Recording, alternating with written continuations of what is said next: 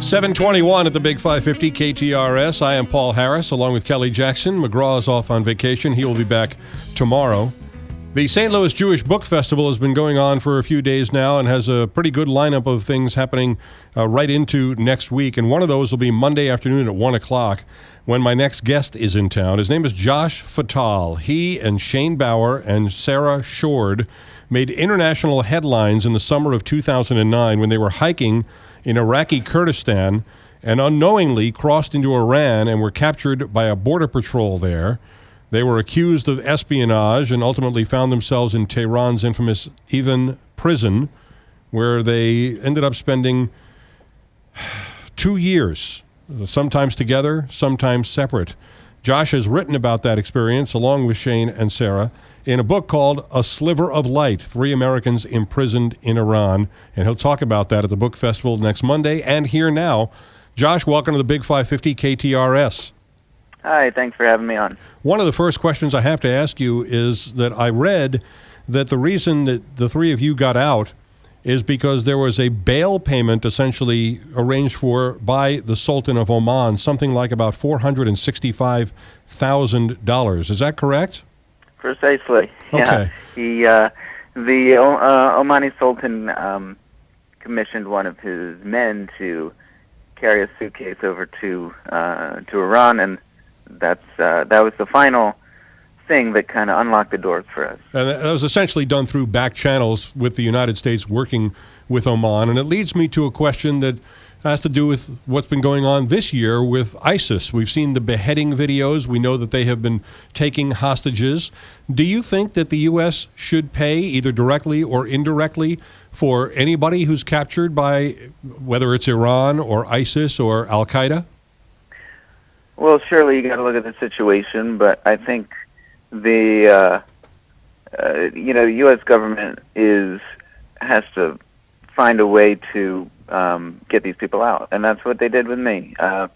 It was, for me, my family and the families of Shane and Sarah, they worked really hard to not only get the U.S. government, but to work with other governments to get me out.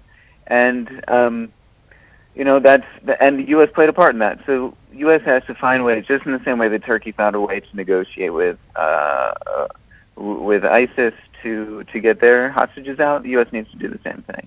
I mean, we have to think about what the U.S. government is for, who the U.S. government is for, and that's really what I think is sort of the big question here. And so much of the U.S. federal government budget goes towards military infrastructure, military weapons, and just these bombing campaigns and these wars that we've seen in the past decades now that are inflaming passions in the Middle East and are making our lives less safe. And so the U.S. needs to be able to has to pay, literally, dig out of its pockets for the consequences of that at the least, if they're not going to stop. Speaking of inflaming passions, your dad is Israeli. A lot of your family is Israeli. I wonder whether you had to keep that secret while you were in prison in Iran. That's probably not a good thing for them to know, is it? Well, I didn't know. I wasn't sure, what that information would mean to them, and I wanted to be as cautious as possible. So I tried not to let on that I'm Jewish and my father's Israeli and served in the Israeli army, and but they were going through my email and pretty quickly found out that I was Jewish, and at a certain point pretty early on I came to just be upfront about myself, because there was no point in hiding anything because I wasn't guilty. They were trying to come up with a way to frame me as a spy, but I just had to psychologically get to the point of being, I have to, own up to who I am, which is not a spy, but a Jew with an Israeli father. And if they're going to turn that into something, I could combat that, but I couldn't hide it anymore. It's ironic that we're talking about this today because on Friday, Jon Stewart's movie Rosewater is going to open, and it's about a gentleman by the name of Maziar Bahari, who was an Iranian journalist working from London, who was, when he returned to Iran, taken hostage himself actually not taken hostage, but put in prison because they believed him to be a spy because of a skit that he had participated in for The Daily Show. The Iranian government, not known for their sense of humor, and this week happens to mark the 35th anniversary of Iran taking the 52 U.S. hostages in 1979 who were held for 444 days. All of these things tend to remind me over and over again that when we're dealing with Iran, we're not dealing with rational people, are we? Well, we're dealing with a government, and which is different than a non-government entity. But we're dealing with a government which, like we know in Washington D.C., doesn't always act rationally. And this government, they're using the weapons of the weak. Which is, in this case, taking hostages. And they took hostages in 79 because they were worried the U.S. was going to try to ruin their revolution. And sure enough, the U.S. wanted to ruin their revolution. But they wanted to, it's a way for security. And this is what I was. I was a pawn used by them for, something to hold back against the superpower, to hold against the superpower. And, if the U.S. is going to have this, use its superpower strength to kind of bully nations in the ways that it wants, then you're going to get defiant nations or rebel groups, as we're seeing, that are going to hold no punches. Josh, can you set the scene for us, though? What was it like for you in the 2 years while you were there? I understand you had televisions, books, some means of some knowledge of the outside world, right? But you were kept in solitary confinement?